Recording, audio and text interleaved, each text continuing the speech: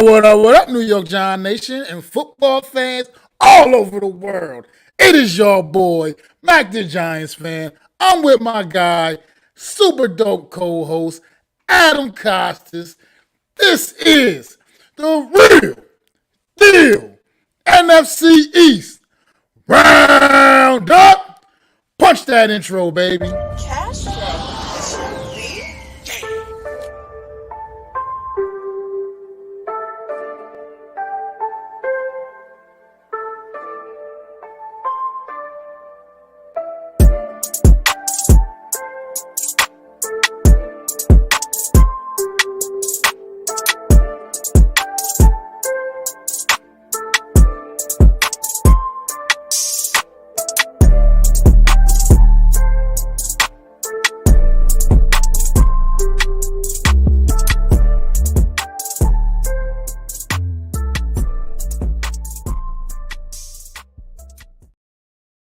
Yo, what's going on, Adam, man? It is finally here. It is the eve of the 2022 NFL season. It is upon us. It's finally about to get real. How you doing out there today, man?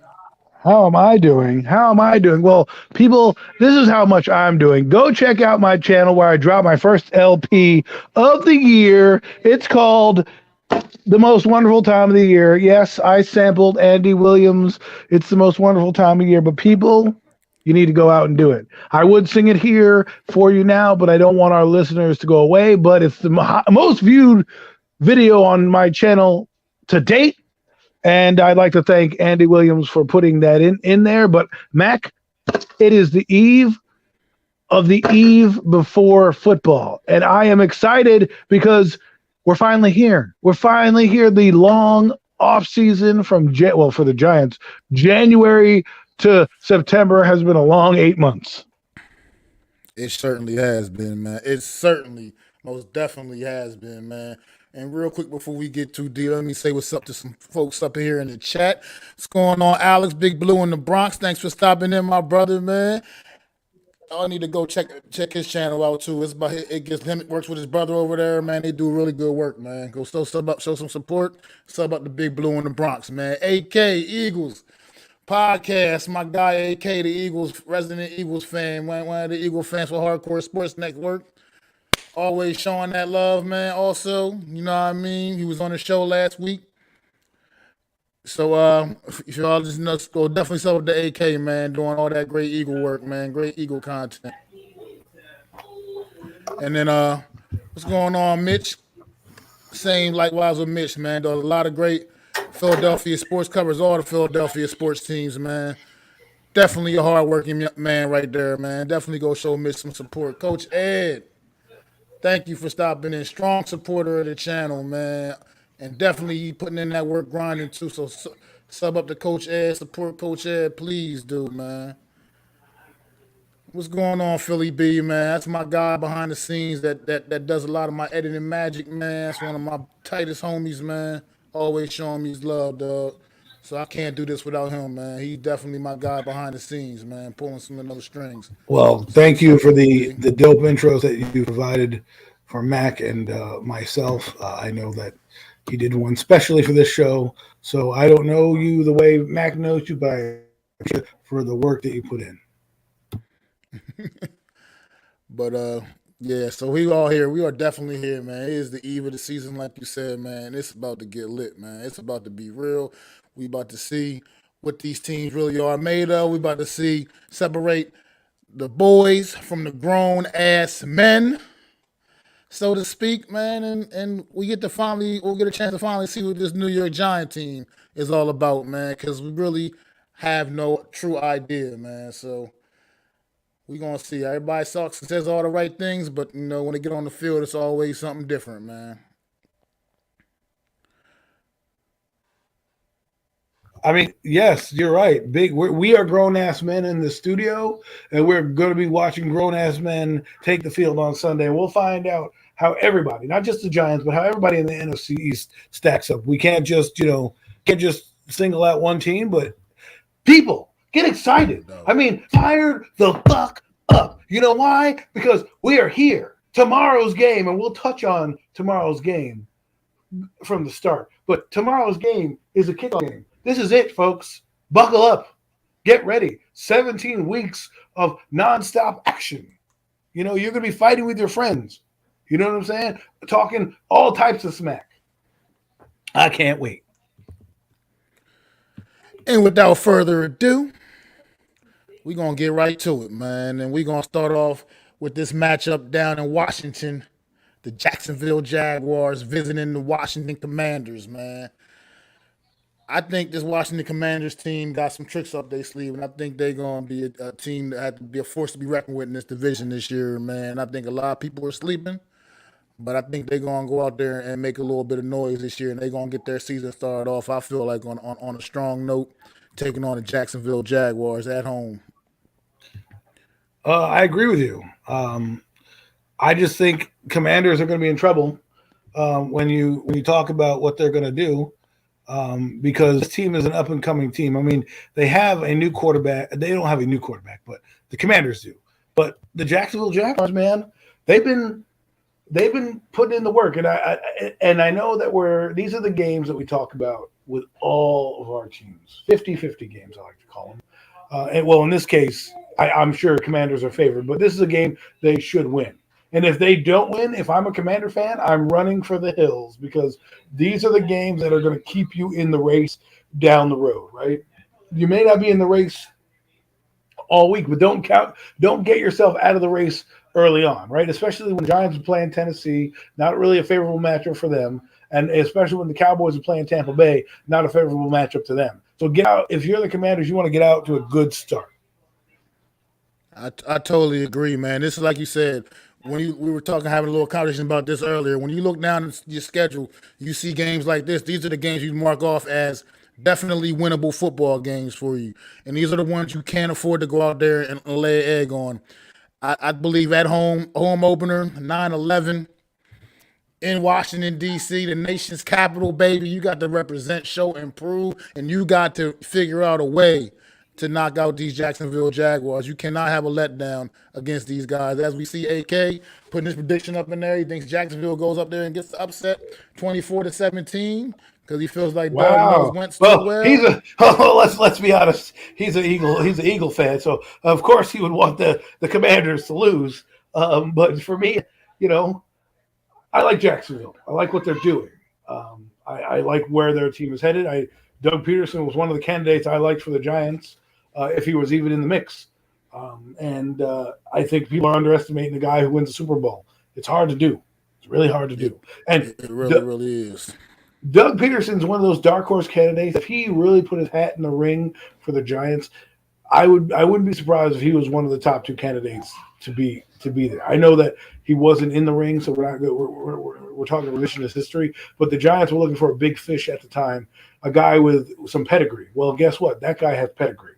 And if it wasn't for the candidates that they were left with in Daboll and Flores, if Peterson was there, I would have probably been banging the table for Peterson. I know people don't like that, but I know what he can do with a quarterback. I know what he can do with a young team. And the good thing about him right now is, and I know it's the NFC East talk, but since we're talking about Jacksonville, the good thing is he's got a quarterback that's young. And here's why I think Trevor's going to have a good season. Is he did all that crap with a coach that didn't give a crap. Okay, he managed to navigate his way through a tumultuous rookie season, and at the end of the day, stood tall for it. So that experience alone is going to help him. Not to mention, Doug Peterson working magic with some young quarterbacks. So for me, while I think yes, Jacksonville has a chance, Commanders, you got to win this game. You got to win this. If you want us to believe that you've turned a corner, this is a game you cannot give up. I mean, I absolutely agree 100% with everything you just said, man. Doug Peterson is a tremendous coach. However, like I said, I still feel like if you go down these rosters, the Washington Commanders have a little bit better roster, have a little bit better team, and I think they're a little bit more ready to take that next step than Jacksonville. Jacksonville's up and coming. They, like I said, they're going headed in the right direction, perhaps. I mean, they got the young, good stud quarterback in Trevor Lawrence, but they're still probably not quite there yet. And I'm not saying Washington is necessarily there, but I just feel like they have a little bit more of a seasoned roster that's ready to take that turn. Yeah, got a little more seasoning on them. You know Right, what I mean? exactly. Carson Wentz is, people can feel how they want about Carson Wentz. The reality is he's a good starting quarterback in this league, no matter how he didn't have a bad year, really. He didn't have a bad year. He's better than some of the criticism he takes. He makes some of those weird bonehead mistakes. He's been a little rough couple years, but like you said, statistically it was a good year last year. It wasn't like he had a bad year statistically. It was just he had a couple of moments that stand out that people are going to always remember. And he's upgraded his Washington offense by his presence alone has upgraded his Washington offense, and some of the other weapons they already had. Some weapons they already had is just, Terry McLaurin. I can't say more about Terry McLaurin and how I feel about that guy.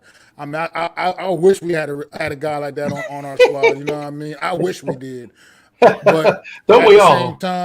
But at the same time, we don't. He plays for the Washington Commanders, and Antonio Gibson's got a lot to prove, man. Coming into this season with a chip on his shoulder, damn near lost his spot, and probably would have lost his spot had it not been for an unfortunate accident with Brian Robinson. So we'll see what this. But I believe we will see. But I think this Washington Commanders team needs to come out and make a statement and definitely get the job done against these Jacksonville Jaguars. It just has to be that way. It's your home opener, week 1. It's 9/11, like I said, in the nation's capital. We all know what that symbolizes on that particular date, man. So we don't even have to go there right now. But I know what he's saying. It's going to be a big emotional game for everyone, man, involved. I think here's the thing. Jacksonville's big. I think if Doug Peterson was playing Philadelphia, I really think he'd stick it to him. In terms of saying, like, you guys did me dirty. Now I'm going to show you what you're missing out on. But because he's playing the Commanders, and I'm sure we'll get to that game down the road, I just think the Commanders, we have to look at, I hate to say this, but you have to look at resumes in this particular instance. And what I mean by resumes is look at what Ron Rivera has already built in Washington. They went to the playoffs his first year there. They was it the first year there? It wasn't the first year there. They went to the playoffs in the last 3 seasons, right? 2020 was the playoff. They didn't win in 2021 because of injuries to their quarterback and a lot of other things going on. But if you look at it, he went to the playoffs with a quarterback that can barely throw a pass on a rope 50 yards. Now he's got a guy that opens up the man that you were speaking of, Terry McLaurin. Terry McLaurin, there's a rumor out there that says people are so happy with Carson because it'll allow them to do things that they couldn't do with Terry McLaurin last year because of the arm strength of their quarterback. Now this guy could zip a 15-yard out route to you, hey, Authentic, how you doing? What's going on? But, here's Wentz, right? He makes the Commanders a competent football team. You may not like him, and that's fine, but when the offensive coordinators and offensive coaches are salivating at the mouth to get this guy out there because he can open up the deep routes. I mean, think about it like this. Antonio Gibson ran for 1,000 yards last season. He is a threat to run the football. Let's say, hypothetically speaking, they're coming out, the run game's going, boom, play action pass, there goes Scary Terry right by your corner for a 60-yard bomb. Look. Like, put it in perspective. Look at the things Terry McLaurin's accomplished. I know we keep talking about this guy, but that's because he's an absolute stud wide receiver on this team in this league, point blank and period. And the things he's accomplished already in his career with the quarterbacks that he's been working with. Who was the guy last year? I can't even remember the dude's name right now, man. I just forgot his name already. Who? The guy from last year. Tyler Heineke? From last year and watched. Tyler Heineke, that guy. Tyler Heineke. He's so not memorable. I mean, he had Alex Smith for a little bit, and I'm not going to knock Alex Smith, but he wasn't the best. He's better than Terry. He was better than when he was there. Heineke. Well, he's definitely better than Heineke. But then he also worked with Dwayne Haskins. Dwayne Haskins, rest in peace, Dwayne Haskins. But at the same time, he hasn't worked with any quarterback that's as good as Carson Wentz. Straight up, period. And to be quite frank, I'm not sure Carson Wentz has worked with any receivers as good as him. Like, that's not no knock on the guys Carson Wentz has played with, but I don't remember any receivers when he played for the Eagles that were as good as Terry McLaurin. Damn sure didn't have none on Indianapolis last year. So this could be a great situation in Washington, man. Who are we having Carson Wentz be better than? Be better than Aaron Rodgers? No. But be better than the quarterbacks in the NFC East? Yes. I'm sorry. It's Dak Prescott. It's probably Carson Wentz and then Jalen Hurts based on experience alone. Okay? Now, Eagle fans are going to get mad about it. Oh, Carson Wentz sucks. What are you talking about? I'm looking at a resume. The guy down here had an MVP type of season, right? And now you're going to give him a competent running back and two competent receivers. Let's not forget Dotson, right? And a tight end in Logan Thomas, who's pretty good. Okay. Yep. Alshon Jeffries was a bum, and when he got injured, he was never the same. He played for Chicago. He's like Kenny Galladay to me, right? Alshon Jeffries is looking that way. The guy plays for a mediocre team, balls out, comes to the team, has an injury, is never the same again, right? So to me, I think, and authentic, I agree with you. I think Jalen is going to surprise some people as well. I'm picking him to be the passing leader of the East. Wow. I would say he's going to be number 2. All I'm trying to explain to you with this here is that you got a guy who has been there, done that, seen this, seen that, right? There's no defense that's going to scare him. There's no moment that's going to scare him. And as long as Ron Rivera can get into his head, he'll be adequate. And that's all you need in the NFC. We're not talking about juggernauts here. We're not talking about the AFC West. We're talking about the NFC East. 9 games probably wins the NFC East for you.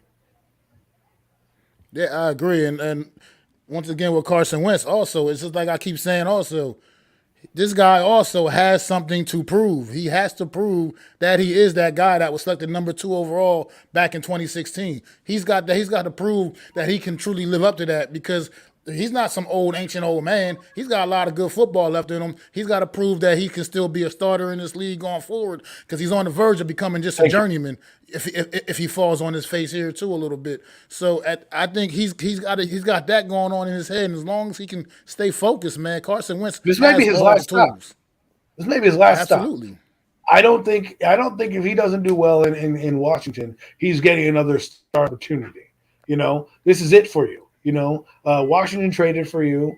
Let's see what happens. I mean, they're loving him in Washington. I've heard nothing out of Washington that says anything other than they love him. They think he's going to take them to the next level where they need to go and compete for the NFC East title. So, we'll find out. It starts 9/11, Jacksonville's coming up. Again, if this were in Jacksonville, I'd give Doug Peterson the nod here and may have say, hey, listen, it's going to be tough. But you're in your own backyard. You're at home. You're eating your own home-cooked meal. You're sleeping in your own bed. And you got a team that, even though you like that team and we like where they're headed, you have to beat them. You have to beat them. I mean, AK, my man, AK, man, you got some really, really strong feelings about Carson Wentz, and I can dig it. That's how you feel. That's how you feel, brother. But the reality is, he's an upgrade in the Washington quarterback situation, because the best QB they've had since can't even. I'll tell you why. I guess since Kirk Cousins was there, but I'll answer you this question, and I'll tell you why. Ron Rivera doesn't have to take your shit.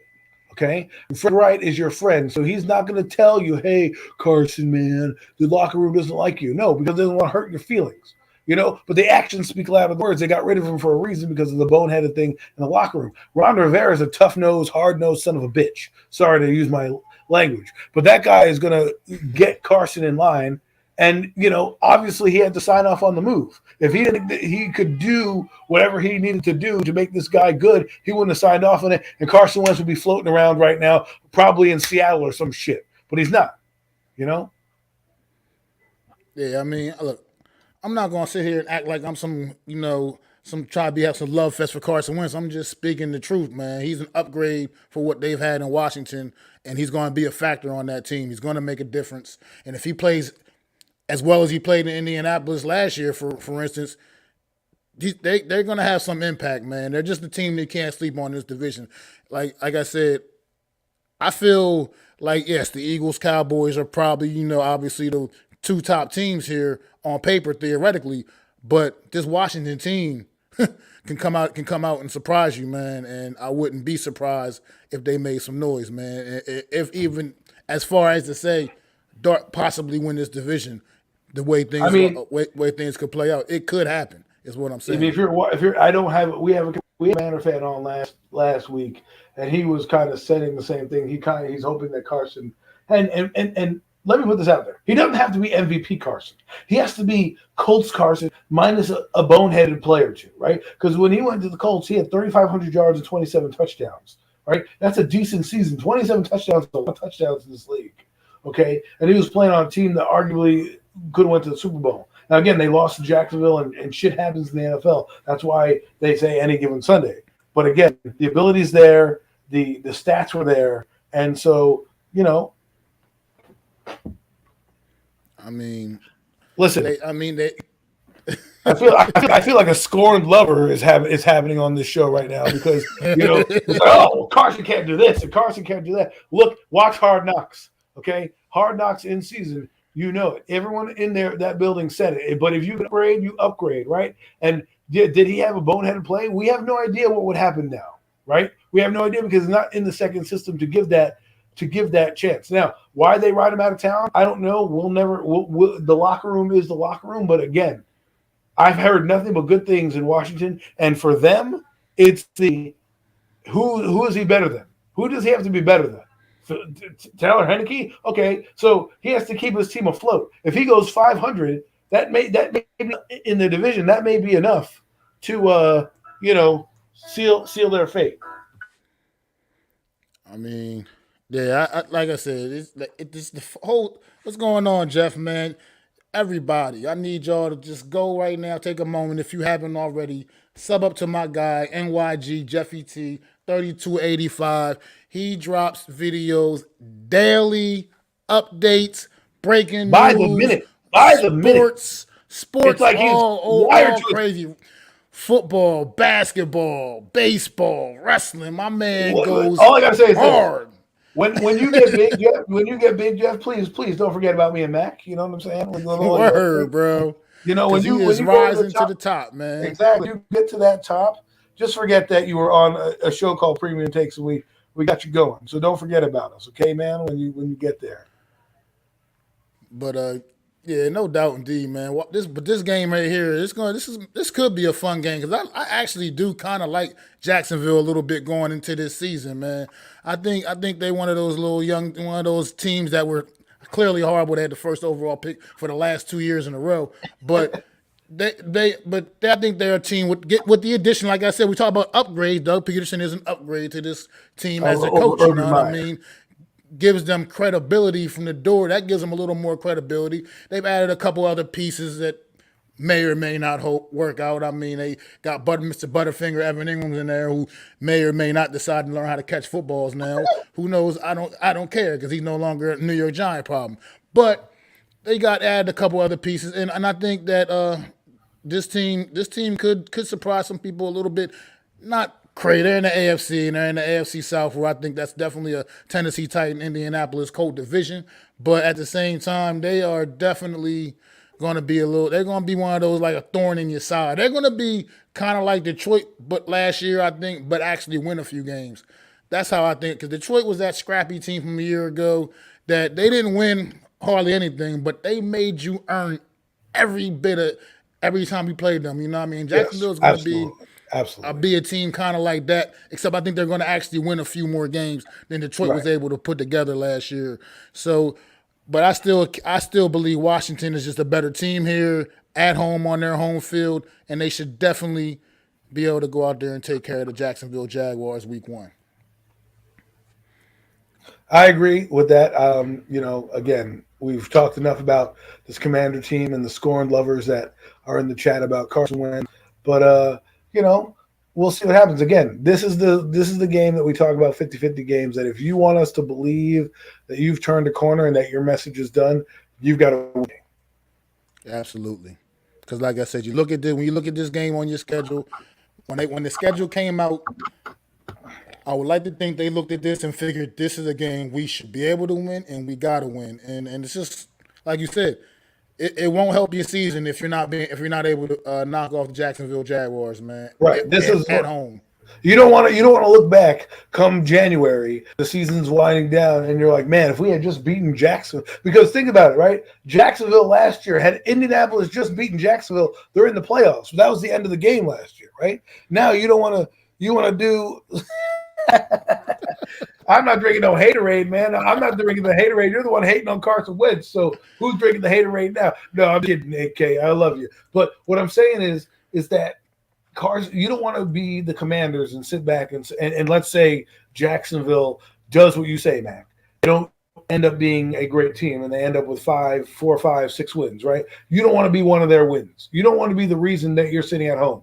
Last year, different. They were in your conference. They were in your division. They knew you like the back of your hand. You came up short. You lost in the playoffs. This year, not in your division, but can cost you big time.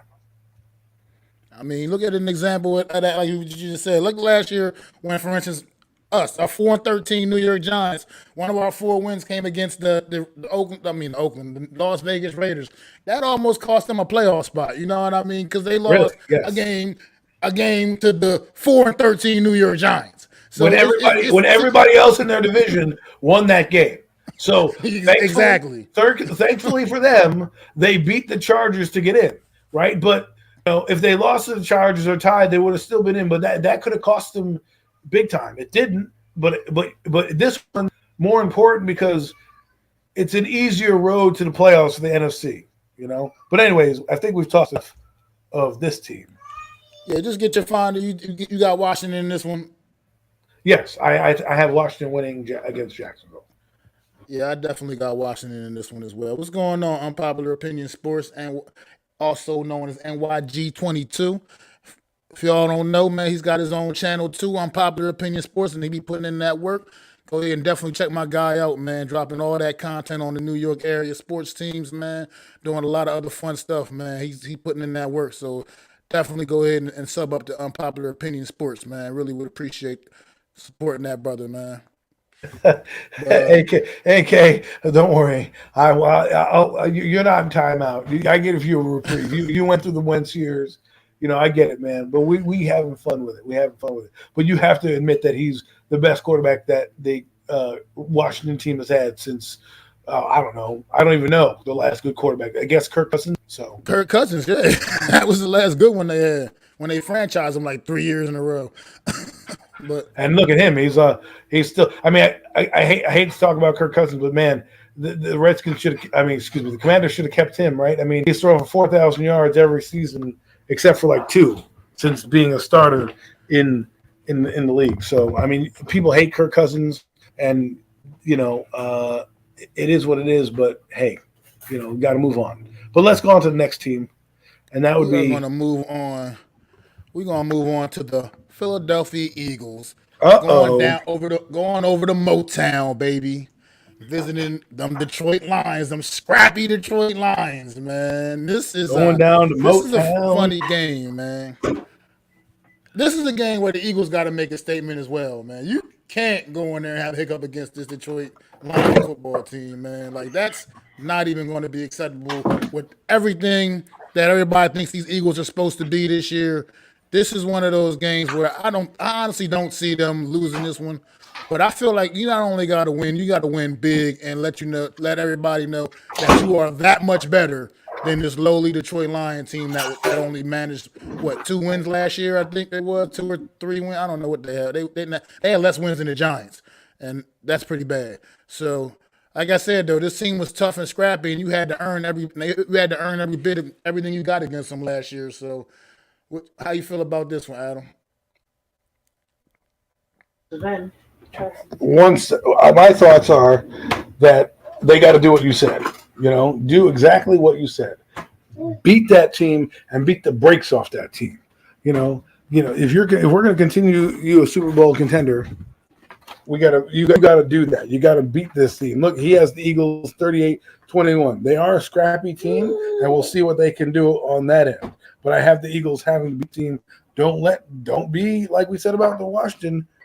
Be that team where Detroit kicks you out of a wild card or out of a division title because you decide, we're going to take it easy and not treat this team with respect, and they go off and beat you. Because I'll tell you right now, Dan Campbell's going to have them boys fired up. That's for sure. Oh yeah, home That's for opener. sure. Like I said, home opener on 9/11, man. And you just can't. The reason I'm saying this is because the Eagles on paper look great. They look fantastic on paper, but the game is played on the field, and you can't go into Detroit on Sunday afternoon and think that they're gonna lay down for you, because they're not going to do that. And if the Eagles aren't prepared, they can go in there and have a slip up and lose and drop this one, which is clearly what I would love to see happen. But I just don't realistically see that happening, because I think this Eagle team is absolutely tremendous. Well, a lot of their offseason additions, I mean, people, like you said, expect Jalen Hurts to take that next step. They added A.J. Brown into the mix, into that receiving room, man, and that is the best receiver the Eagles have probably had in quite some time, period, point blank and period. He's a stud. And then Devontae Smith still up and coming, Bernie Mac doing his thing. Bernie Mac. Still, Dallas Goedert. I love their running back room with Miles Sanders, Kenneth Gainwell, Lil Boston Scott. This Eagle team needs to go in there and make a statement on Sunday in Detroit, man. Oh my God, Jeffy's drinking. Jeffy T's drinking the haterade right now because he has the Lions destroying the Philadelphia Eagles 45-7. Now, Jeff, if that happens, man, you might want to go to Vegas and start putting some money down, because that right there would cause Philadelphia to burn to the ground. Right, I'm just telling you right now. This is what I'm talking about. Mac has got it right. They've got Devontae Smith. They've got A.J. Brown. And this team is a little different than that team that was the All-Star team or whatever a few years ago. This team's a little humbler than that. That's what I feel they are. Right? They're a little bit more less arrogant than that team was. But what I will say is this: do not sleep on this Detroit team, because you don't want to end up on their highlight reel at the end of the year where they're saying, look at this win, look at what Jared Goff did, blah, blah, blah. We talk about quarterbacks that get hated on. Jared Goff is not the best quarterback. And if you let him beat him, and if Jalen Hurts doesn't show up and show out, you might as well start packaging those first-round picks, because you're going to be drafting a quarterback real soon. I feel like last year on opening day, Detroit played, I think they played, if I'm not mistaken, the 49ers, I believe, on opening day. And that game was like a marathon. And I could see the 49ers going into that game almost, thinking like, oh, we ain't got to worry about nothing. We're going to walk through this week one game. And they went in there and got into a dogfight. And it went back and forth, and the 49ers still went home with the victory. But like I said, Detroit made everybody earn it last year. It didn't matter. They just couldn't find a way to win games. But they made you work hard when you played them, man. Dan Campbell is one of those blue-collar coaches, man, and he's not going to sit out there. He's not going to settle for nothing less. He's going to have his team ready to go each and every week. And I agree with that. And Dan Campbell, watch Hard Knocks, people. I'm telling you, do yourself a favor and go watch Hard Knocks. You're going to find out what team they're trying to build up. They're not trying to build a soft team. They're trying to build granite. Build their house out of granite, not bricks, granite. They want to be good. They want to be relevant. But their rebuild was so bad because of what was left in that cupboard that it's going to take them a while. But I like their coaches. I like their defense. I like their offense. Amon St. Brown, the kid from Alabama, and by the way, Amon St. Brown, boy, he got a chip on his shoulder. So luckily, you guys got Bradbury in that corner, Gardner, whatever the heck his name is. I forget his name. I'm sorry. But at least he, my friend, is going to be in there and helping you. This game, like I keep saying, we shouldn't even be talking about Detroit being close. And I don't mean to say that against Detroit, because obviously they're building something. But the Eagles with their additions have jumped from a playoff team to winner to possible Super Bowl contender, right? Absolutely. And if you're going to be that team that's representing in the NFC, I hate to say that again, it's happened twice in my lifetime. It's been terrible. Okay. But sorry, that's a fan hat. Content Adam's back now. But, if that happens again, this is a game you've got to make a statement. You can't just be like, oh, we beat them 28-21, blah, blah, blah. No, you need to come out and beat them by 2 touchdowns. Say, yeah, Detroit, you're here, but you're not ready yet. You're not ready yet. You know what I mean? Yeah, and I agree up here with NYG 22, man. I think the Lions could be decent. Like you said, they got some nice pieces on that team, and they've been having some very high draft picks, obviously, the last couple of years as well. But Jared Goff could be the kind of that piece holding them back. He's not completely horrible, but he's just not that guy, man. He's kind of like a maybe slightly better version of, for lack of a better person to compare him to, Daniel Jones. He's Don't say and, that. and I'm saying it because next year, like we talked about, next year's quarterback class coming out of college is going to be excellent, and maybe Detroit is going to try to get in the mix for one of those guys to really help turn their franchise around, man. Because they've been a bad franchise as long as I can remember, to be honest. One of the worst franchises in the NFL, if not the worst, to be quite frank. And they finally starting to look like they're trying to do things the right way. So this is just one of those games for the Eagles, man. I don't think by any means the Eagles are going to lose this game on Sunday. I think they're just far, far superior. But just don't go in there sleeping, thinking you can sleepwalk through this game, because Detroit Lions will have something for that ass if you do. I just want to say what's up to a couple more guys in the chat. Randy and my boy Steve Neppa in here, man. Appreciate y'all stopping through, man. Jay For that Ray, ass, they will get you. They will get you. Mac, appreciate y'all stopping through, man. I want to say one last this Eagle team, okay, and this game right here. Besides it just being a statement, like we've mentioned 1,000 friggin' times already, it's one of those games where, if you're Detroit, it's a good measuring stick for you, because obviously it's a better game for them to measure their mettle, right? Their prowess against a team that's better than them. And the Eagles did this to themselves, right? They were in a rebuild mode last year, but they ended up exceeding the rebuild, right? They ended up exceeding the rebuild on their own by just good coaching and hard work, right? So, now they are in the top dog. You can't overlook anybody. And we'll find out on Sunday what kind of team the Eagles have. If they have a team that's going to be arrogant and go in there and then let them hang around, or if they're going to go in there and really win this game and have a good game. Because, this is going to be in a dome. You're going to have all the elements there, right? This is going to be an easy peasy game. There's not going to be any rain, anything to hinder you or stop you from winning. So I don't want to hear, in 17 weeks from now, if Detroit happens to pull an upset, we could have beat Detroit, but we didn't have this, or we could have beat Detroit, but we overlooked it, or whatever. Go in there, handle your business, and say bye-bye as you hopefully march to your division title and a playoff appearance. I'm sorry. That just hurts me to say. I mean, absolutely, man. AK, man.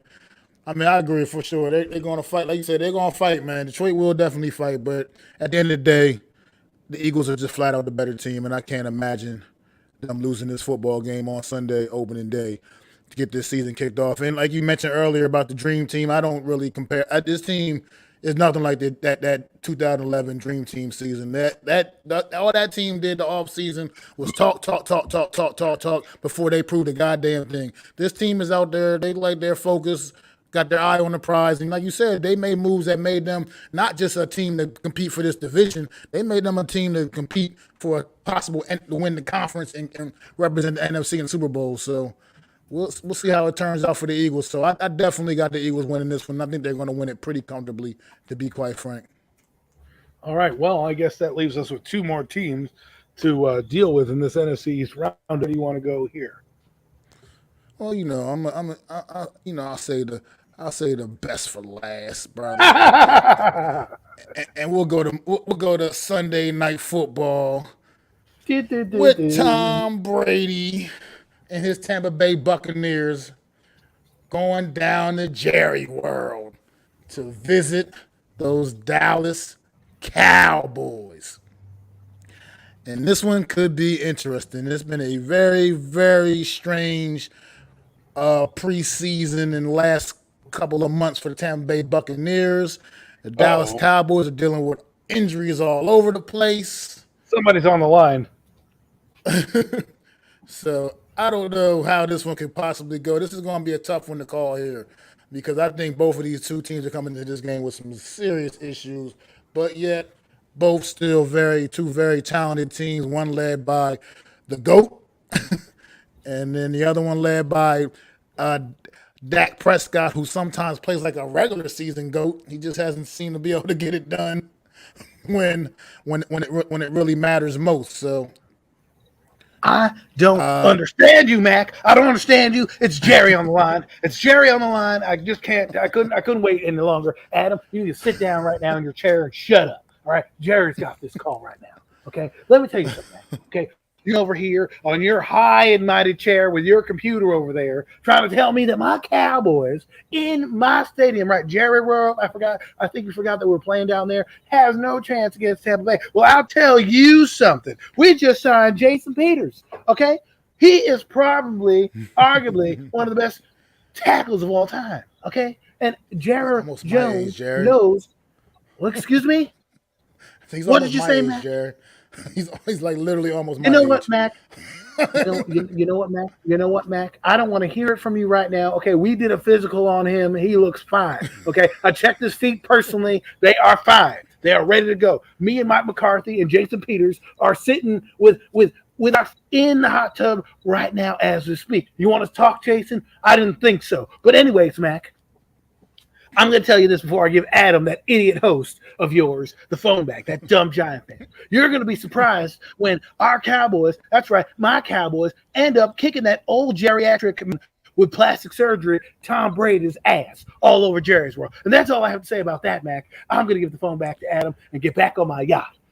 Every time I'm listening to this show, you always hate on us. Well, I'm telling you, you just sit back there and you be a Giant fan. Jerry, get off the damn line, Jerry. Get off the damn line.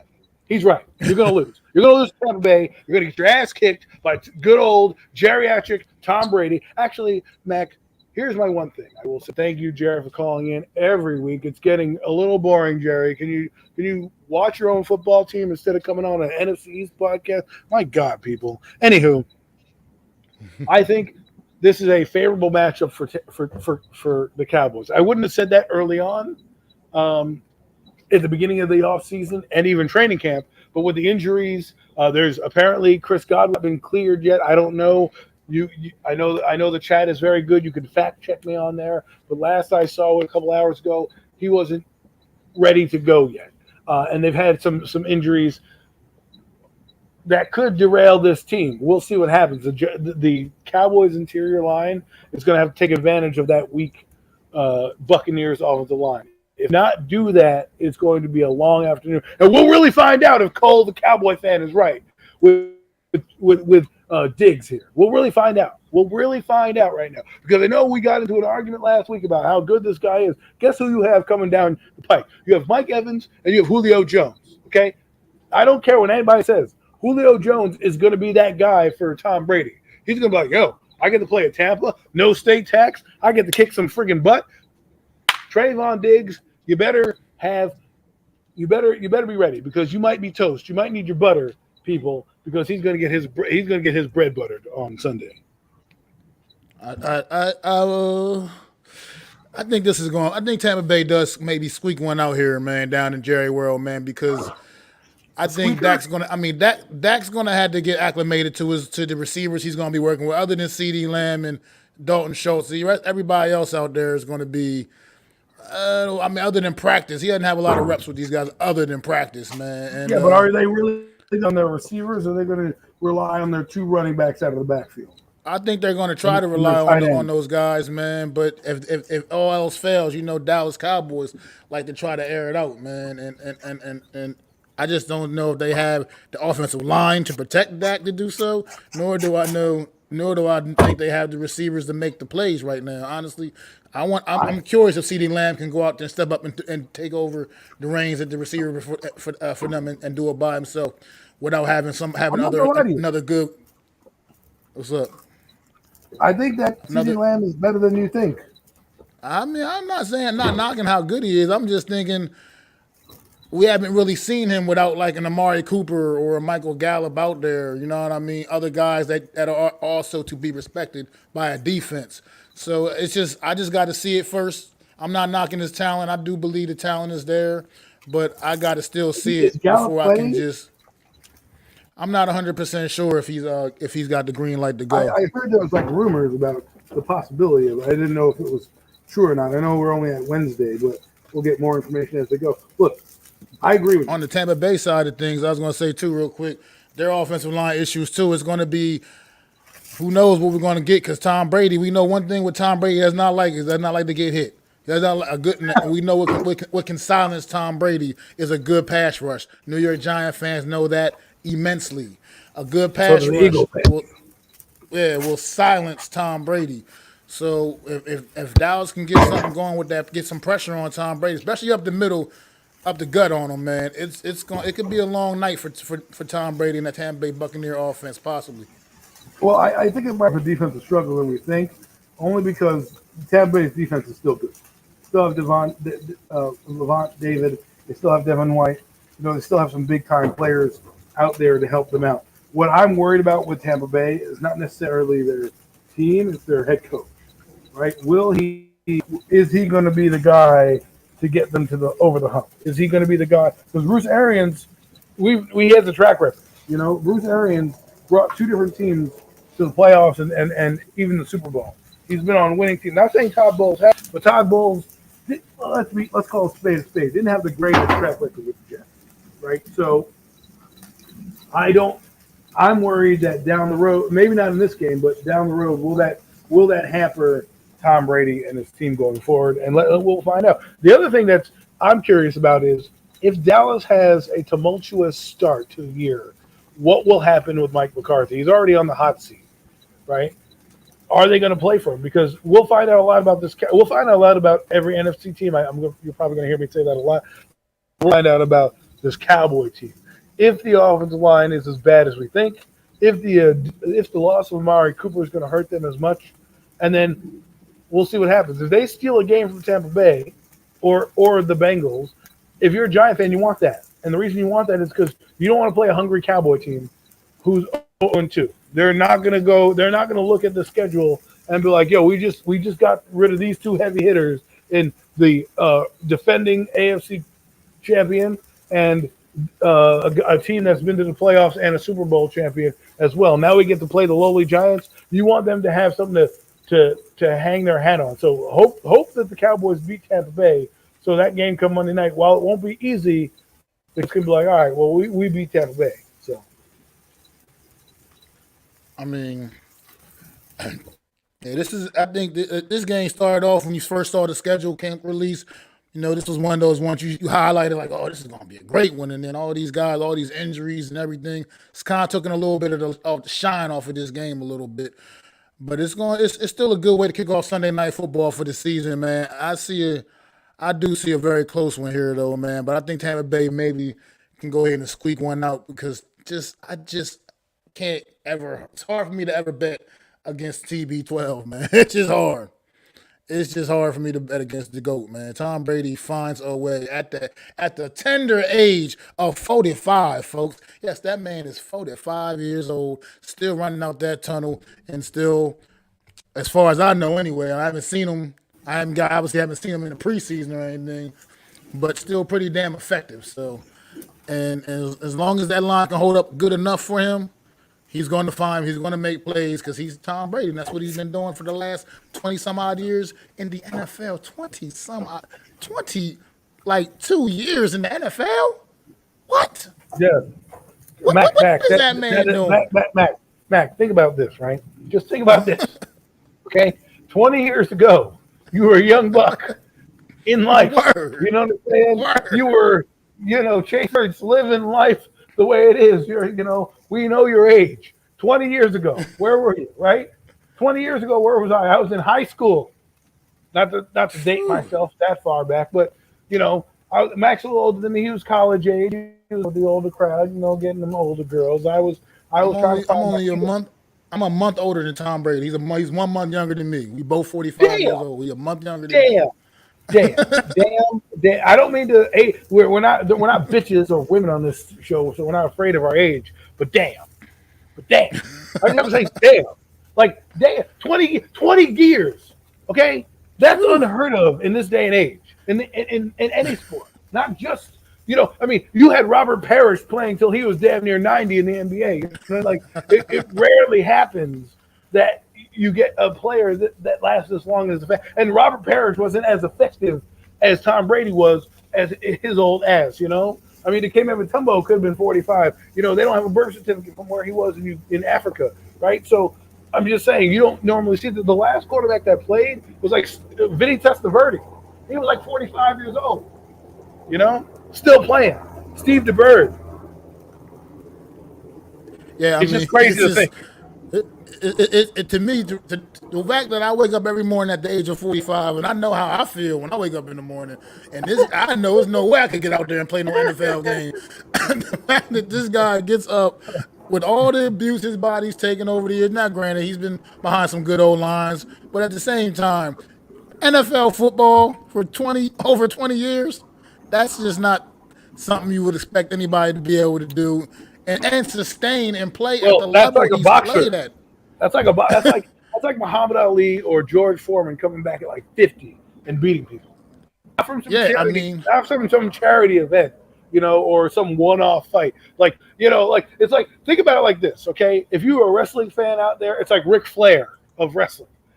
Tom Brady is the Ric Flair wrestling. He just when you think it's over, it's not. I mean, even Ric Flair at 73 got in the ring recently with somebody. That's how dumb that guy is, but still. It's like a wrestler that never ends. I mean, the Undertaker, we laugh, but he is damn near 55 years old, still doing it. Like, these are the type of sports and entertainment that you normally see. You don't see it in football, especially with how many. This guy's had one major injury his entire career. His whole career, one. And the only other time he missed any substantial amount of time was obviously the damn deflate gate shit. So other than that, this dude. Oh, you couldn't do that, Mac? You can't deflate the football, still throw him. This dude is just I don't get it. I don't know. I've heard some rumblings that he's like he has finally lost a step. I don't know. Until I see him lose a step, I don't believe that shit. Tom Brady is Tom Brady. 7 Super Bowl rings. 10 Super Bowl appearances. Put that into perspective. This man has played in 10 Super Bowls. He's played in 10. There's been 50-something. There's 50-something. He's played in 1/5 of the Super Bowls in the NFL so far. 1/5 of the Super Bowls that have been played so far. Okay? 1 freaking 5th. Let that sink in, people. Man, I definitely remember that, Philly B.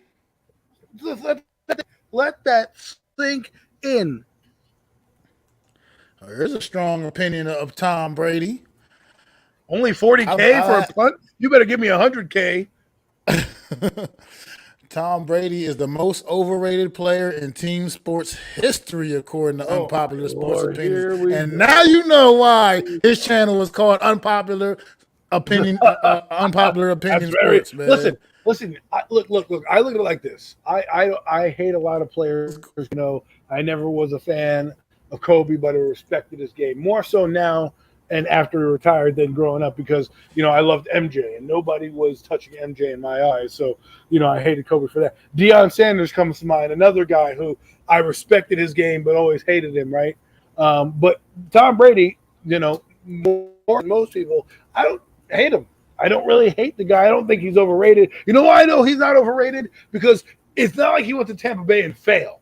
He went to Tampa Bay and won a Super Bowl. He right out the gate. Won one too. Went there and won one too. Exactly.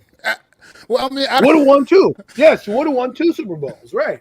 Yeah. And he went to the playoffs last year as well. So I can't say he's overrated in that regard because I think our hatred for players, and this is what I'm going to say right now. People may not like it, but our hatred for players kind of blinds us when we evaluate because we like Barry Bonds, whether you like him or not, Hall of Famer. I don't care if he's on steroids. He was a better baseball player than a lot of the other guys that are in the Hall of Fame prior to steroids and still was a good baseball player after. So it's like, do you like Barry Bonds? Well, if you don't like Barry Bonds, he's not a Hall of Famer to you, right?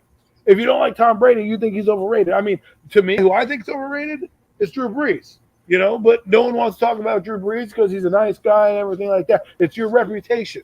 right? Tom Brady, what has he done except become a winner?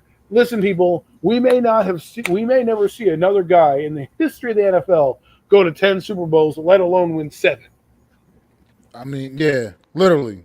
1 to 10, 1-7. Sure. My only dislike for Tom Brady is just simple because he won so damn much. I got bored watching him keep winning all the time. Let somebody else fucking win. You know what I mean? Well, it's like Somebody Roman else get a Reigns in Super Bowl ring. the WWE. You're like, give me a break, But But I could never call him overrated. I mean, I respect your opinion, bro, but I could never call that man overrated. Not the when you thing got is, the thing 7 is Super this, Bowl rings.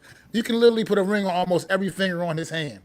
and the That's thing just is, he's going to that's have his not own overrated to ring. me. That's right. He's going to have his own Hall of Fame. Okay, like you may not like the guy, he may be overrated, but who is better than him, right? I love Peyton Manning. I think Peyton Manning was a lot better quarterback overall than Tom Brady ever was. But you can't deny winning, and he did it again without Bill Belichick. Where's Bill? He's swimming around with Mac Jones trying to figure out if he can get back to the dance, right? And it's been 2 years removed. And I know, Opinion Sports goes, there's a ready-made team. I don't make the teams. And you don't think Tom Brady Yeah. knew that he's going to ready-made team? What do you think Russell Wilson does? Russell Wilson goes to a Super Bowl this year. It's going to be the same thing. Well, he went to a ready-made team. Blah, blah, I blah. mean, the I man, can't. you got to remember, the man is in his 40s. I think he needs kind of a ready-made team around him at this point. He's in his Right. 40s. I mean, he's 45 now. And at the same time, he went to a ready-made team in Tampa Bay. In New England, let's face it, did he play on actually great? Those teams won championships on the strength of him, mostly. Other than, well, they didn't even win a title when they had Randy Moss and them there. They just had a crazy statistical seasons then. But at the same time, do you really remember a lot of those receivers he was throwing the football to in New England throughout his Let's see. career? David Givens, Troy Brown, David Patton. Yeah, I'm sure that's on your laundry list of top 10 receivers of all time playing. And not to mention, he did it with running back by committee. I think the haterade Absolutely. is brewing. And listen, like Brady or not, I mean, this is what happens with sports. This is what makes sports so friggin' fantastic, right? It's the fact that we can say these things and get away with it. But when you look at it again, if you strip the name off the back of the jersey, is how I look at it. Strip the name off the back of the jersey, put the numbers up there. What you got? Arguably the best quarterback in the history of the game, depending on what you want to do. Now, I love Joe Montana. I think Joe Montana is a better overall prospect than Tom Brady ever was. But again, we're splitting hairs here. It's like, what kind of food do you like? Do you like barbecue? Well, there's all types of barbecue. Doesn't mean one barbecue is better than the other, but you know what I mean? Like, they're all great. I mean, and Tom Brady has proven it. Tom Brady alone winning, the only other undefeated guy. Well, actually, he's not the only undefeated. Joe Montana, you could argue, is the best quarterback ever. He's undefeated in the Super Bowls. He won 4. He did it at a time where they didn't do three-peats and repeats and all that stuff. And he was great, right? Tom Brady's did it in an era of football where it's parity central. Everybody can win a Super Bowl at any given time, any given week, any given day. So you may not like the guy, but I'm putting respect on his name, and that's just what I'm doing. Tom Brady's also done it in an era where you got to also remember free agency changes the game every season, and that also wasn't a thing back so much back in the Joe Montana years back in the day. Teams kind of stayed together for years and years and years, playing with the same guys. You know what I mean? But now in this era here, guys are moving around, shuffling around different teams every year. So I just can't knock that, man. But at the same time, I look forward to when you drop that video, brother, because I know you're going to come strong with it, man. I look forward to hearing your point out and seeing why you really feel Tom Brady is overrated. I'm like I said, I've never been a Tom Brady guy. I've never been one of his top supporters, but I still can't knock 7 Super Bowl rings, man. Again, I just can't knock that.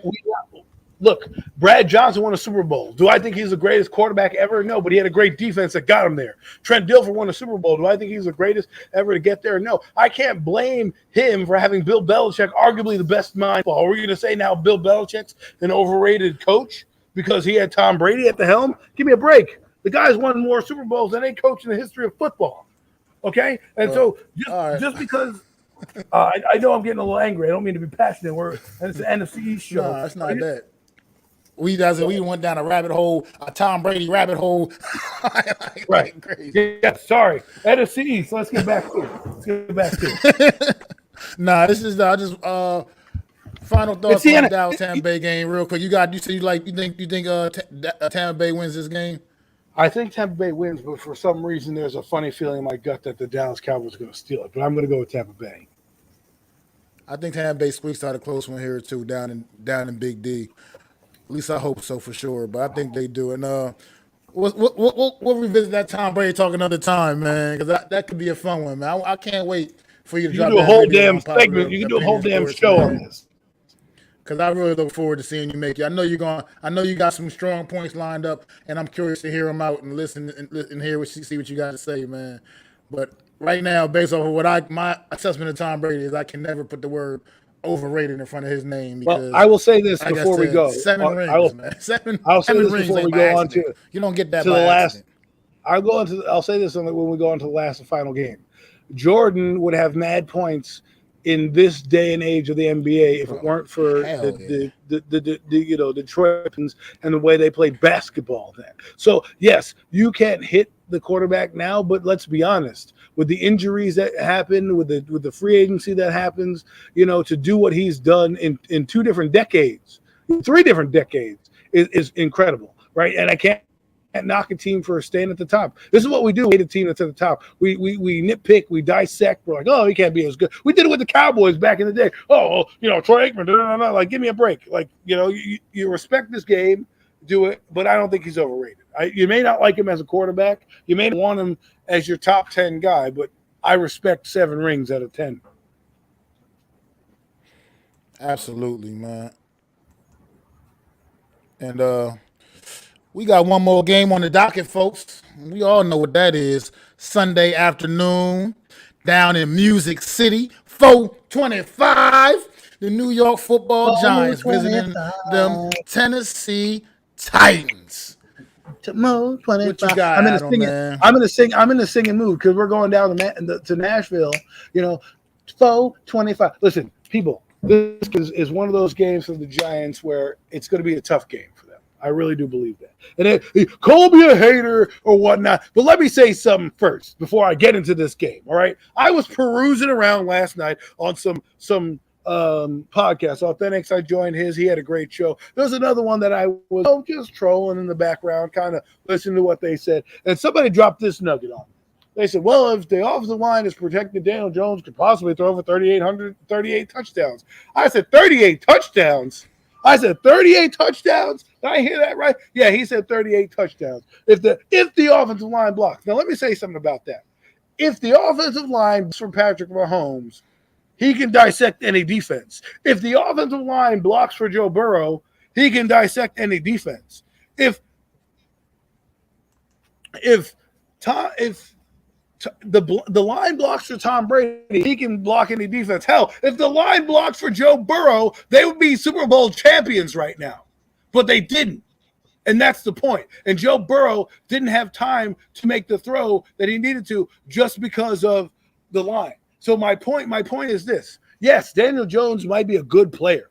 Okay? He might be I think he's going to be an average quarterback. I do. I don't think he's going to be this great, world thing. And I think his ceiling is maybe Tannehill, Jimmy G. I know I'm not paying that guy next year, but don't sit here and tell me, one, I'm not a Giant fan if I don't root for a certain player on my team. Give me a break. That's one thing I will not be happy about. The second thing I won't be happy about is you trying to just throw an excuse out there. Well, if the offensive line blocks, well, guess what? If the offensive blocks for every quarterback that's decent or worth their weight in gold or whatever, they can make plays. Gardner Minshew made plays when the offensive line blocked. Case Keenum. Enough said. Now that I'm off my soapbox, let's get into this game. Okay, the anger and the passion that I'm talking to you with right now, that needs to come out on Sunday for these boys in blue. They need to declare and be the kickers in the ass. They need to be the ass kickers, not the other way around. This team has, for too many years, has been the ones that get kicked in the ass and don't do any ass kicking of their own. So come out here, whether or not you win this game, show me something. I'll tell you right now, people want to sit here and say, well, the Giants have the sneaky defense and all this shit. I'll tell you one thing right now. Wink Martindale played for the Ravens. Guess what conference the Ravens were in, the AFC. Guess what teams they played? The Tennessee Titans. There's not going to be any mystery when the defense comes and plays the Tennessee Titans offense. Not going to be any mystery there because guess played that defense for years. So don't sit here and say, well, Giants defense is going to surprise Tennessee. I don't think it's going to happen. I don't think it's going to happen. Let me tell you about something real quick. I'm sorry to break in on you. I'm sorry. But because like you just said, this Tennessee Titans team, they do got a man on that offense by the name of Derrick Henry. And I use this term a lot. He is a absolute grown-ass man. New York Giants just released probably their best linebacker that we just had, Blake Martinez. We just released him. And he's clearly also probably the best tackler on the damn football team. So let's face it. Let's face some realities. Who we got? Who's supposed to be stopping Derrick Henry? Who's supposed to be? I'm curious because right now, what I saw in the especially against that Jets game in the preseason, we have some serious tackling issues. Tay Crowder, we know about his issues. That man all he do is bounce off of people. He does not hit and wrap people up. Tom Brady ran through Tay Crowder last year. Absolutely. Cordell Flott, I'm sorry. They told me he was a thumper. He's one of them corners, come up and stick his nose in there and make some plays. Well, brother, he was getting played out against the Jets in the last preseason game. NFL. Listen, I'm just wanting people to understand that this Tennessee Titans team is going to come out on Sunday and absolutely try to run the ball down our throat, and we better be able to answer that bell on defense. Right. And I'm just based off of what I know about this team, not so sure we're going to be able to answer that bell. I'll throw some facts out there for you. Last year, Giants were 25th in the run game. Guess who was one of the top rushing teams? By the way, Derrick Henry averaged over 110 yards a game in 8 games last year. 8 games. Damn near had 10 touchdowns in 8 games. Let that sink in. He had 937 yards. If you equate that to the other 8 games in the rest of the season, he's well over 1,600 yards rushing. Okay? So their offense is going to be simple. They're going to say, fine, you want to run the ball? We'll show you what to do. And if it's true what Jeff said about Ojulari and Tibbs not playing, well, guess what? You really believe O'Shane Zimenez and Jihad Ward are going to set the edge well enough for this? I don't. I'm sorry. Jihad Ward's not that good. You people want to talk about like he's the second coming of LT. He's not that good. There's a reason why he's bounced around team from team. There's a reason why he only has 3 sacks. Like, last year. There's a reason why he's only starting on Sunday because 2 guys are injured. There's a reason for that. There's a guy. This guy is not like when I feel like when fans see a new player come in and this new shiny toy come in, they're like, "Oh man, he's great! Look what he did!" Like, dude, it's not like they were in a bidding war for Jihad Ward. Okay, nobody was like, "Oh, you know what? I got to get that Jihad Ward on this team." No, they paid him the friggin' vet minimum. Okay, so all I'm saying is, don't underestimate because you don't think this game's going to mean anything for Tennessee. I'll tell you something right now. Tennessee plays in the AFC, the best conference in football right now. They have been, by the national media, eliminated from the playoff scene. Mind you, they went 12-5 last year. They're looking at this Giants team saying, we need to a great start because we play Colts, we play all these other teams in the AFC. We can't lose to a team that's coming off a 4-13 record. We can't do that. Now, Daniel might have a great game. I doubt it, but he might have a solid game. But that may not be enough to win this game. I can't deal with solid. I need to have over the top. I need the Patrick Mahomes type of thing. When the shit is going to hit the fan, am I going to trust Daniel to get me out of that fucking hole? See, this is what we leave some of these like. Jihad Ward is a good veteran player. I love this. My New York Giants. I love them to death, man. But right now we have nothing but a bunch of unknown talent, like mostly unknown talent, man. And then a couple like veterans sprinkled in, journeyman Jihad Ward. He's probably better for the locker room right about now than he is actually being on the field. Look at this rotation. Look, brother, look. That's what I'm saying, man. We don't have as much proven talent. We know what the Tennessee Titans are. They are the same Tennessee Titans team they was last year, basically. I mean, they don't have A.J. Brown anymore. minus a couple pieces in Harold Landry. The third is a big loss, but they still got Bud Dupree on the other side. They still got Justin Simmons in the middle.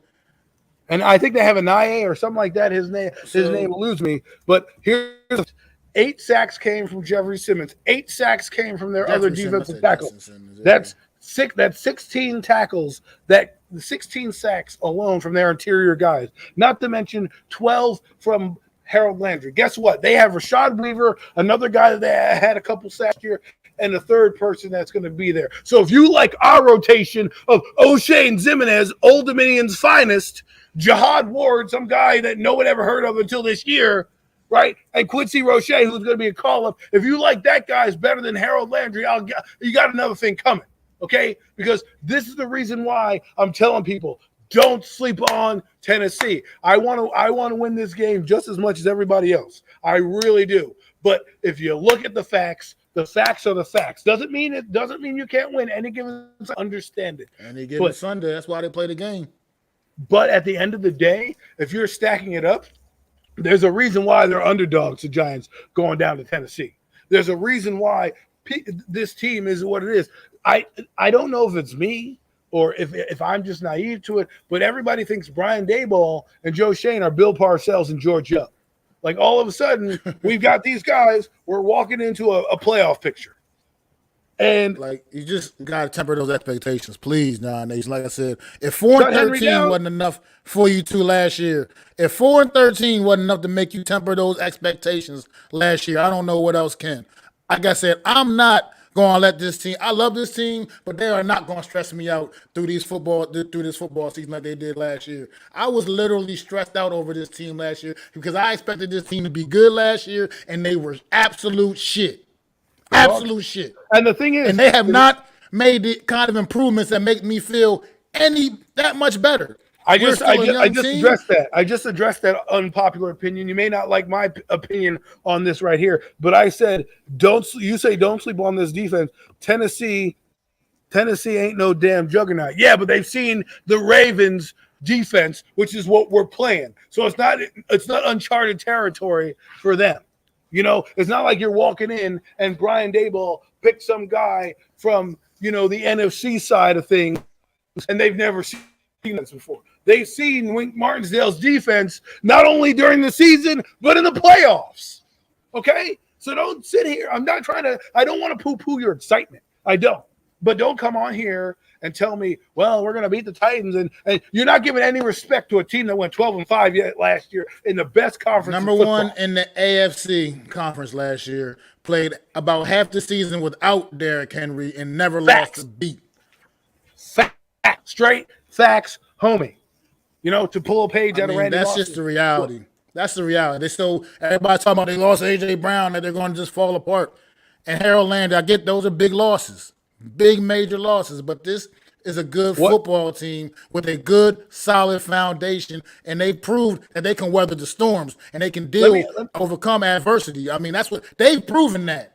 The New York Giants ain't proved shit. Let me ask you a question. Proven anything. Let me ask you this question, Mac. Did Henry play in the playoff game last year? He absolutely did. Okay, so then get off this bad wheel type of shit. The guy is fully healthy. He ain't on no bad wheel. Okay, he's got all 4 sets of tires ready to go. And this is what I'm telling about. This is what I like our chances because, Henry's on a bad wheel. He ain't got no bad wheel. Go watch some NFL. Go see it in their training camp. Go watch the highlights over there, what they're doing. He ain't got no bad wheel.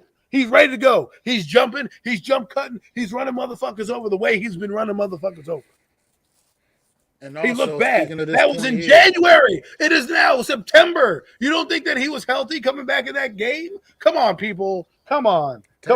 Respect.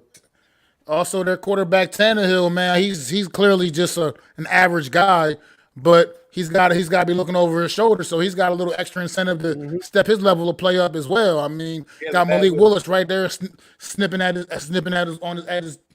feet, man, at his heels.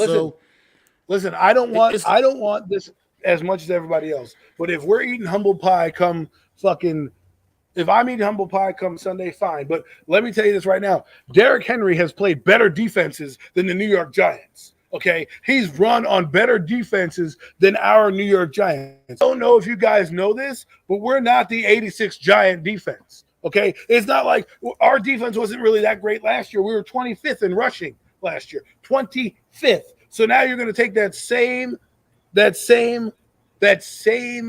fucking team. Because guess what? We didn't trade. Who do we get on this team? Jihad Ward. We just got rid of our best linebacker. We got rid of our best cornerback. We got rid of arguably our best safety on the team, all on the defensive side of the football. Who did we replace them with? McKinney was already there. Julian Love was already there. No replacement there. We have nobody on the cornerback position that we can trust outside of Adoree Jackson. Our middle linebackers are Micah McFadden, Tay Crowder, and Austin Carlitro. That really scares me.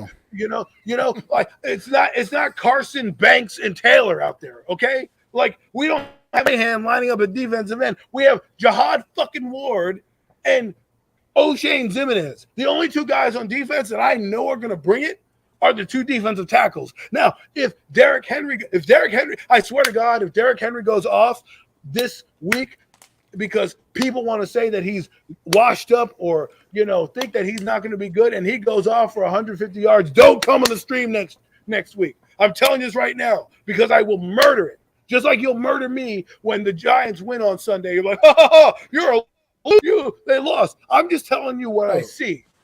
I want the Giants to win on Sunday. Don't get it twisted. Don't ever misconstrue my love for this football team.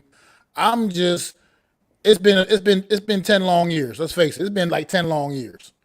And I can't do it no more. I'm too old and I feel like I'm a little too wise to keep falling for this same old shit every season. I'm not gonna fall for it again. They got to prove it to me on the field. And and speaking of on the field, one thing I will say in a very positive note for this New York Giant team on Sunday is at least to start the football game.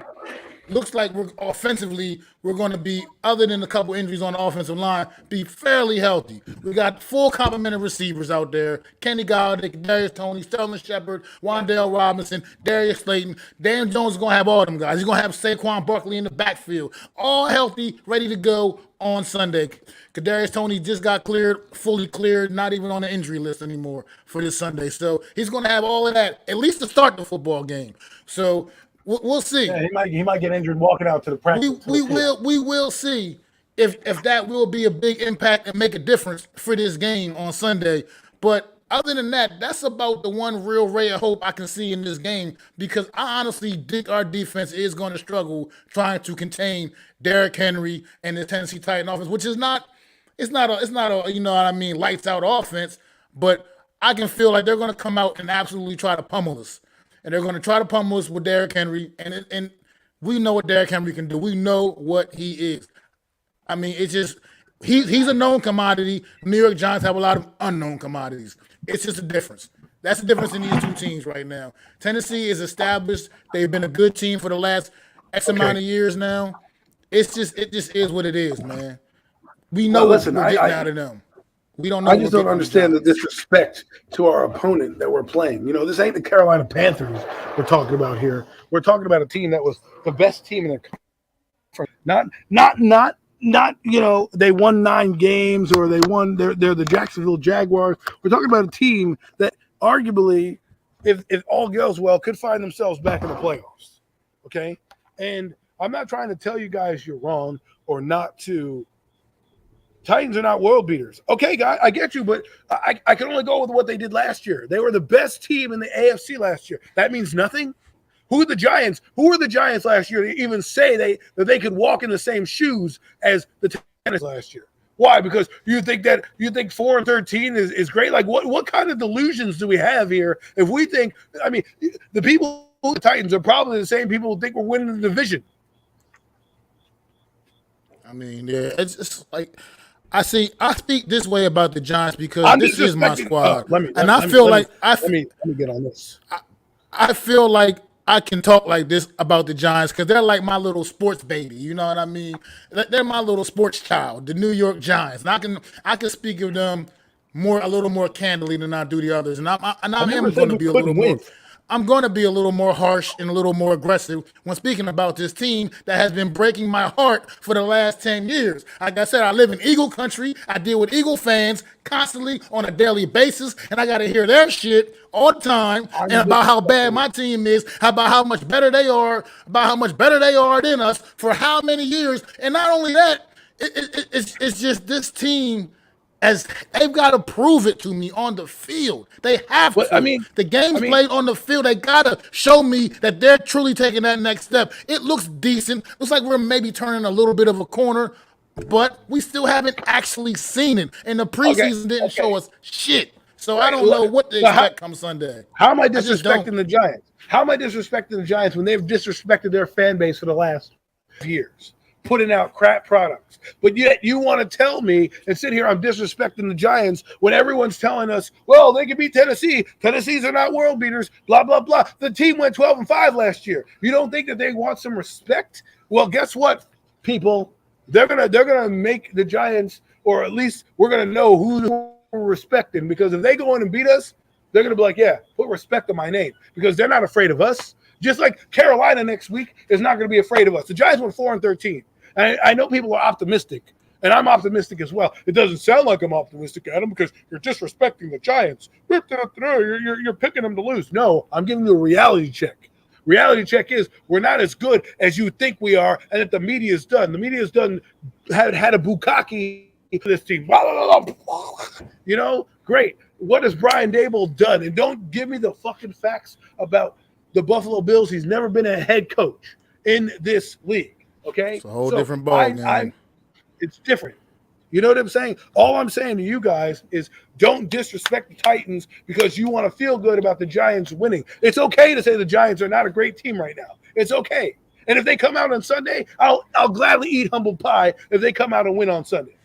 I will. I don't care. I'm not rooting for them to lose. I'm not going, hey, Giants, yeah, the quarters of losing. No, I'm going to be full throat, probably more insane than any of you guys sitting on this chat. You hear this passion now, guess what happens on Sunday? Nobody can talk to me, not even my 4-year-old son, okay? So my point is this. I'm going to be with you guys hoping we win the football game. Reality of it is the Titans are a better team, and that's a fact. I don't give a damn if they're not world beaters in the AFC. They're a better team than us. And if you can't see that, then you're just the Titans just because you want to disrespect the Titans. I mean, that's absolutely right. I mean, that's what it all comes down to ultimately. We can go back and forth and say all kind of whatever, how we feel, but the reality is, right now, September the 7th, and by the way, on September the 11th on Sunday, the Tennessee Titans are a better football team than the New York Giants. Now, does that mean we have no chance to win? Of course not. As long as you're out on that field playing, you always got a chance to win. Right. But right now, I can't, as a football fan, disrespect the game and go out there and say, oh, I think the Giants are going to beat Tennessee Titans on Sunday. Because that just doesn't seem logical. Based off everything you know as a football fan, it doesn't seem logical. Because I like what the Giants have done, but we're going in undermanned already. We're going in with two of our best pass rushers arguably on the bench.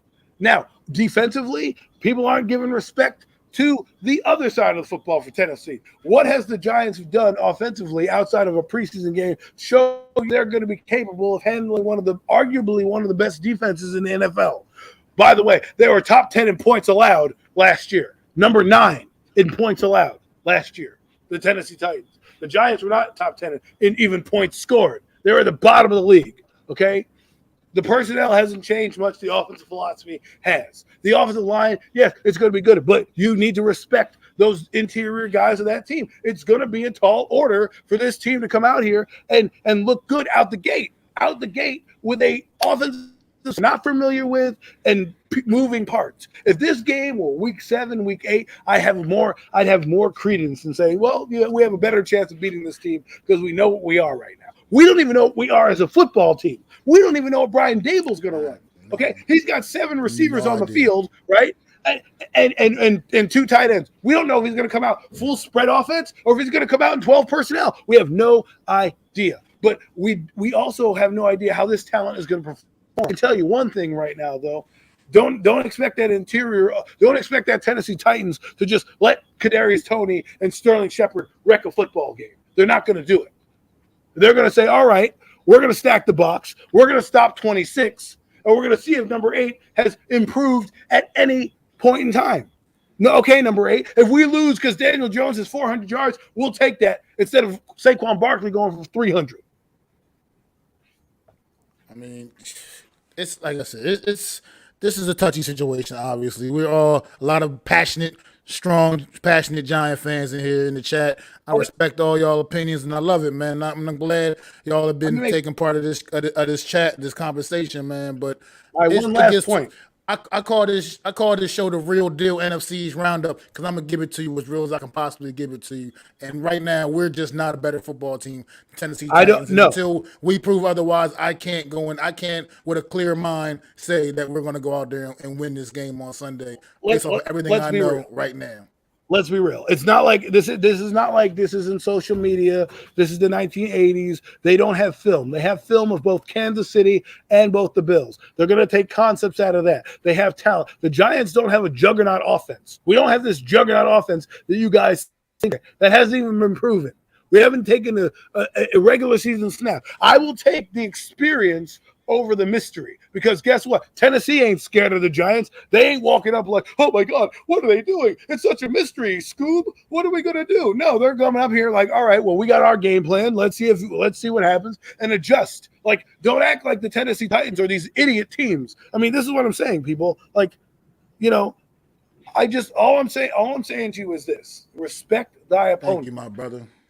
Respect thy opponent. Because right now, I feel like a lot of Giant fans are disrespecting the Tennessee Titans. And if that comes back to roost, everyone's disappointed on Sunday because they're like, well, we lost. Or, Daniel Jones happens to fumble because guess what? Bud Dupree gets around Evan Neal and Daniel Jones is standing there on a 3rd and 11 trying to hold the ball, waiting for friggin' Sterling Shepard to get open.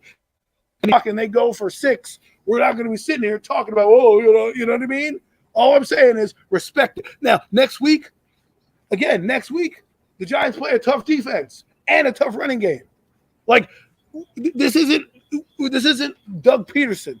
This isn't Mike McCarthy. We have no idea what Brian Daboll is going to do, okay, as a coach overall. We understand what Wink Martindale is going to do. We have an idea of what maybe the Giants are going to do with these gadget players. But let me tell you, off the line of scrimmage and the Tennessee Titans, having to play a little bump and run and disrupts the timing, could throw everything off. But with this comment with Jeff here, man, look, we don't know. We do basically know some of the personnel has changed on the field, but that coaching staff is still pretty much the same, and they're going to coach this team the same way they've been coached over the course of the last X amount of years. I mean, they're going to come out and they're going to try to bludgeon you to death. I love you, Jeff. I love you, Jeff. I love you. What can you go off of? They haven't played a damn down in the NFL yet with this team. We have no history of anything outside of what Wink Martindale has done. I can't go off last year. You can go off last year for Tennessee. You can go off last year for Wink Martindale. Those are facts. Because guess what? Wink Martindale is not changing his defense just because he's coming to New York. Okay? So it's not like Tennessee's offense is not going to see their defense. And they don't have the horses that they had in Ravens country. And trust me, they had a lot better defense than what they put out there last year. I mean, NYG, there's nothing wrong picking underdogs, man, but I don't pick the underdog. I'm a content creator. I'm giving you what the facts are. I just told you, if you were listening, that I'm going to be picking the because that's what I do. That's a fan. I don't root for them to lose. So no, I don't pick the favorite every time. I believe in the underdog. Guess who picked the Giants to win the Super Bowl 42? So before you come at me about picking favorites, understand what we're doing. We're making content here. We got to give you fair, honest assessments. I can't give you homerisms because guess what? We ain't doing rosy colored glasses. But guess what? Guess who's going to be loud on Sunday for his fucking team? This guy and the guy sitting next to me on screen. We make content to tell you guys, to drum up some conversation. You think that me and Mac are going to be sitting there on Sunday afternoon saying, hey, guys, great job. That reception, good job. That's what we want to see. No. We're going to be like, you fucking ass. Get your head out of your ass and get going. Exactly. I mean, that's just the reality. Like I said, I root loud for this team. I've been kicked out of establishments while watching New York Giant games. I'll put it that way. Like, that's some real shit. I have been kicked out of bars and other places because people can't handle my passion for this football team. You know what I mean? Straight up, I just can't put it no other way. So That's why I watch the I games usually- by myself, because I might punch somebody. So, like, it's definitely, I want to see this team succeed as much as anybody, man. Trust me. But they got to show me what they really made of, and they got to show me what they got, man. Like I said, who really wants it? We gonna find out on Sunday, man. Like I said, I look very much forward to this football game. I think we're coming out against a good, solid football team that's gonna really make us have to work hard. If we are able to pull this off, they're gonna make us work hard for it. It ain't gonna be no walk in the park for damn sure. But with that being said, man, I will say that I do believe we're gonna come up on the short end of the stick here. I just can't until they can prove me otherwise. I just don't see us going in there and getting the job done against Tennessee down in Nashville week 1. Sorry. Just can't and call I, and I'm not going to sit here and, as a content guy and a show host and a co-host, sit here with rosy-colored giant glasses on, because that's where you don't make good content. You don't have good conversation, because all just sitting there saying, "Well, my son's better than your son," even though it's not the case, right? So I'm with Mac. I think it's going to be a hard-fought game. You know, I just think this team is slightly better than us right now, and that's okay to say. Okay, the game next week against Carolina is more to the Giants' level. Okay, more of what they're going to be able to put forth, a winning effort against a team that is in the same category, and that's it. But yeah, so I mean, we're gonna step away from this one now because we're gonna do something a little bit different to end the show this week, because tomorrow is the kickoff Thursday. And sure, none of the NFC East teams are involved in this game, but we do got an amazing game, a potential Super Bowl preview coming our way tomorrow night. The Buffalo Bills traveling over to LA to take on them Rams, man. And ready for this one, Adam, man? You ready for this one tomorrow night? Should be a barn. I'm ready. Should be a great one. I'm going to have a front row seat in front of my house, in front of my living room, to watch this game. You know, I think you're right. I think, Buffalo is, I like Buffalo. I picked them last year to go to the Super Bowl. They didn't. This year I'm picking LA Chargers, but I love Buffalo and what they do, and I can see them representing this year.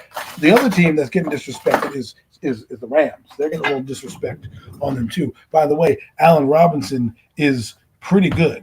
It's pretty good. So they're not going to miss a beat there. So let's see what happens, man. And Aaron Donald is Aaron Donald for a reason. He's going to the Hall of Fame. He's going to be there. Should be a fun game to watch. I'm here. We can talk about something else. We're going to get all our questions answered. We can be right or wrong or love or hate. But at the end of the day, it's football. And in 17 weeks, when it's all over, depending on where the dust settles, we're going to be starving for it again. So people, I advise you to do this. Sit back, relax, and just enjoy that football is back. No more preseason, no more funny-looking helmets like with the USFL, except if you're the Washington Commanders. They got a funny-looking helmet. But it's going to be fun. This is the March for the Lombardi, and it starts tomorrow. Kickoff is at 8:30. Be there. Absolutely, man. This is a great game to get started off with, man. Great game, man. I agree with NYG on this one, man. I think I do like Buffalo. I think Buffalo's coming into this whole entire season with a big old chip on their shoulder based off the way their season ended a year ago, man. If they could have just pulled off a stop against the Kansas City Chiefs, that defense, man. If they could have just pulled off a stop, they probably would have been going to the Super Bowl. Because I'm not sure if Cincinnati Bengals would have been able to go in there and knock them out, man. But I think Buffalo is going to come in there and win a close marathon of a game, man. I think both of these offenses are absolutely explosive. It's going to be a lot of points scored. It's going to be a real fun game to watch. I think Buffalo goes out to LA and pulls this off in the opener. But got any final thoughts, Adam? Final thoughts are this. My New York Giants, I'm going to go into this Sunday like every other fan and root for these teams to kick ass. I'm not going to root for every player on the team. I'll be honest with you right there, right now. I'm going to root for the NY logo on the helmet, though.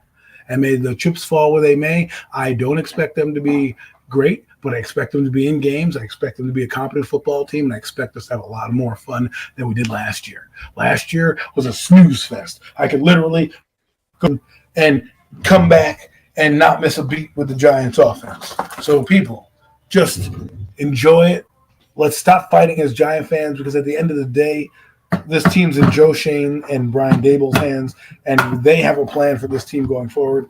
Does it involve number 8 at the end of it? I don't think so, but we'll find out. That's why they play the games. So like I said, we will not be seeing you again unless we do premium takes this week at some point, but we will not be, Mac and I will not be seeing you until next week. So this is me saying, hey, enjoy the games, have fun, hope your fantasy team wins, and let's get it. Football is back. Yeah, let's get them fantasy lineup set up, fellas. Don't forget. But yeah, Don't just check out my LP that I dropped on my channel yesterday. My new song is going viral. Had the most views I've ever had on my channel. So go check it out. I put the link in the comments. I'll put it in there again. You guys can get that done and take a look at it. Let me know. But before we get up out of here, man, just one more thing. Just like let y'all know, make sure y'all definitely come check out on Sunday morning. Check out that True Blue preview. I'll be breaking down the Tennessee Titans game, the game in Nashville, breaking it down a little bit, and immediately following the game on Sunday, tune in for the True Blue Aftermath live with your boy Mac the Giants fan, and we can air everything out about what went on in the game, good, bad, and indifferent, baby. So make sure y'all tune in for that one. Anybody's welcome aboard on that train, bro. So make sure y'all come through, man, and check me out on Sunday. Definitely sub up to the Hardcore Sports Network. Sub up to my guy Adam right here. Sub up to me if you haven't already. Appreciate everybody in the chat. Big Dash Knows, Philly B, NYG22, Jeffy T, and so many more of you that came through. I love all y'all. I just can't get to all of y'all names right now, man. This y'all boy, Mac the Giants fan. I'm with my dude, Adam Costas, man. And this has been the Real Deal NFC East Round-Up Week 1 edition, baby. Let's go. Peace. I'd like to thank you all for listening. If you was feeling this, please take time to subscribe and smack them likes. Feel free to drop a comment. Let me know what you think. Don't forget to ring that bell so you know when I'm dropping new content. It's your boy, Mac the Giants fan. You can find me on Twitter, YouTube, and Facebook at Mac the Giants fan. That's MACDA Giants fan.